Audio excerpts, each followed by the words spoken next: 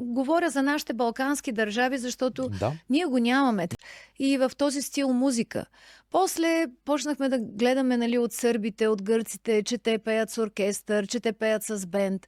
Да, обаче, аз затова ти казвам, това е много дълга тема и бих искала нищо да не режам от това, което казвам, нали, Ние да не е няма да от режем контекста, така, защото окей, гърците пеят с бенд, ама те имат такава култура от както са се родили още едно бебе, както е проходило, то знае, че това бузуки съществува с бенд. Без бенд бузуки аз не съм виждала. Нали, в Гърция съм ходила на много гръцки изпълнители. Същото и в Сърбия. Нали. Говоря за нашите балкански държави, защото Да. ние го нямаме това.